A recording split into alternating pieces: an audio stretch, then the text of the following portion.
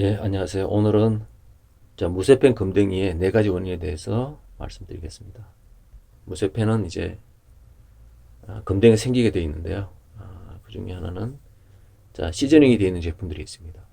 예, 있는데 대표적으로 제가 사용하고 있는 미국산 제품입니다. 그래서 살 때부터 여기에 시저닝이 되어 있습니다.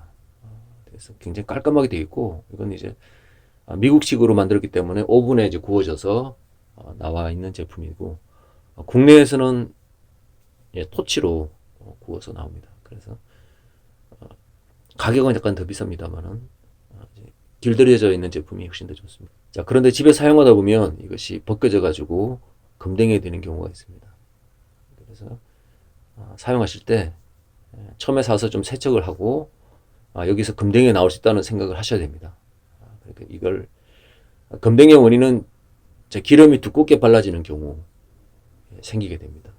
기름이 두껍게 발라지다 보면 이 흡수되는 부분이 있고 흡수되지 않는 부분이 있습니다. 바깥에 떠 있는 부분, 이런 것들이 이제 금댕이가 되는데, 이 제품도 뭐 이쪽은 괜찮은데 이쪽은 약간 금댕이가 가끔 생겨납니다.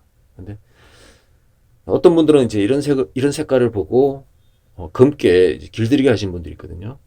근데 뭐 그럴 필요는 없고, 우리가 길들이게 하는 이유는 두 가지 이제 목적이죠. 하나는 녹슬는 걸 방지하는 것이고, 두 번째는 음식이 들러붙는 것을 방지하기 위한 것입니다. 그 두 가지 기능만 잘하면 굳이 길들이기 할 필요가 없습니다. 자, 두 번째는 키친타올. 우리 이제 문제가 된다고 하는데요. 보풀락이라고 합니다. 그래서 표면이 거친 제품, 미국의 제품 로찌가 있고요. 그 다음에 유럽의 스캡슐트가 있습니다. 근데 그 스캡슐트 표면이 좀 거칠다는 이야기를 들었습니다. 저는 뭐 직접 사용해 본 적은 없습니다만, 그 스캡슐트의 매뉴얼, 스캡슐트 공식 홈페이지에 가면 보풀하기가 생길 수 있다는 이야기를 하고 있습니다. 예, 키친타올로 닦을 때 주의를 할 필요가 있다고 합니다. 예, 기름을 칠해서 길들이기 할 때 그 보풀하기가 들러붙는 경우가 있고, 나중에 그것이 떨어져 나와서 금댕이가 되기도 합니다. 자, 세 번째가 가장 큰 원인입니다. 기름떡이 쌓여서 그 떨어져 나오는 금댕인데, 자, 이런 경우는 이제 기름을 가지고 계속 이제 덧칠해서 생기는 어떤 문제점이라 할 수 있는데, 유튜브를 많이 보게 되면 아예 뜨거운 물로 세척하지 않고 기름만으로 이제 세척 겸 코팅하시는 분이 있어요.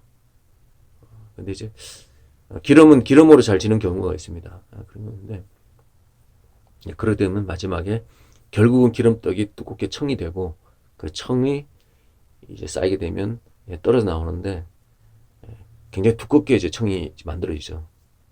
근데 그걸 사람들이 이제 코팅이라는데, 코팅은 아니고 언젠가는 그걸 이제 다시 뜯어내야 됩니다. 뜯어내기 위해서는 뭐 사포라든가 여러 가지 굉장히 뜯어내기 어렵습니다. 그래서 아예 처음부터 뜨거운 물로 세척하는 것이 필요하다고 저는 생각합니다. 네 번째는 시즈닝이 잘 되어 있는 제품도 눌러붙어서 강제로 떨어지는 경우가 있습니다.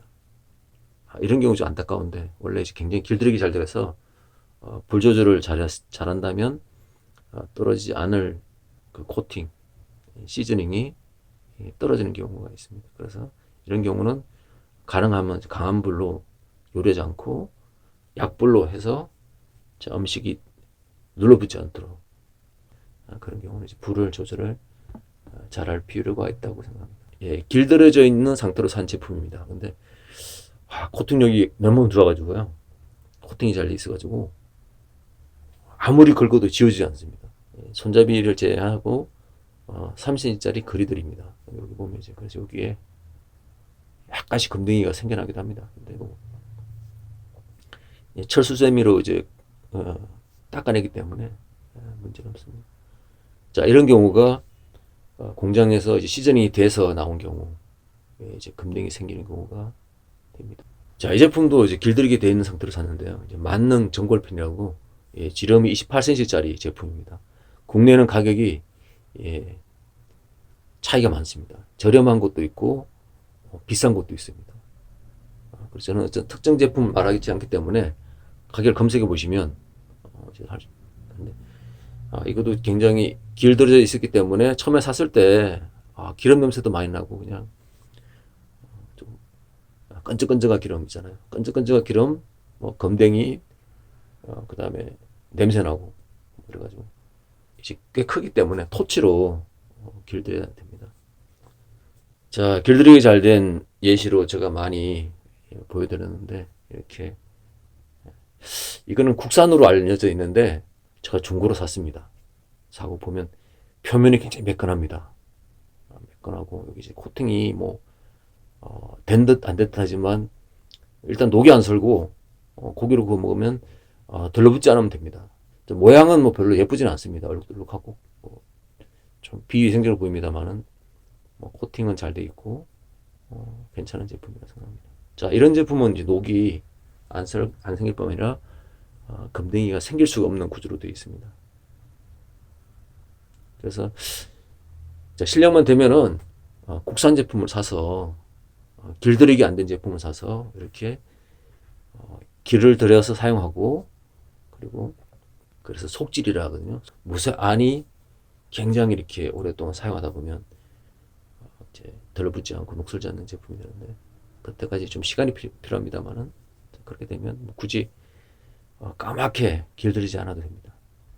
자, 오늘은 검댕이 4가지 원인에 대해서 저의 생각을 말씀드렸습니다. 이거 참고마시고 뭐 제가 제 생각을 이야기하기 때문에 또 다른 의견 또 있다고 볼 수도 있습니다. 자, 저는 이 중에 제가 유튜브 하게 된 이유 중에 하나이기도 합니다만은 저는 사용한 후에 뜨거운 물로 이제 세척하는 게 좋다고 항상 생각하고 있습니다. 뜨거운 물을 붓게 되면 거기에 뭐 기름때 이런 것들이 거의 다 떨어져 나오거든요. 근데 제가 요즘 유튜브를 많이 봅니다만은 많은 분들이 세척하지 않고 그냥 기름만 발라 놓으신 것 같아요. 기름으로 발라서 대충 하시는 경우가 많은데, 자, 저의 생각은 뜨거운 물로 세척을 한두 번 하는 게 좋지 않을까 이런 생각입니다. 예, 감사합니다.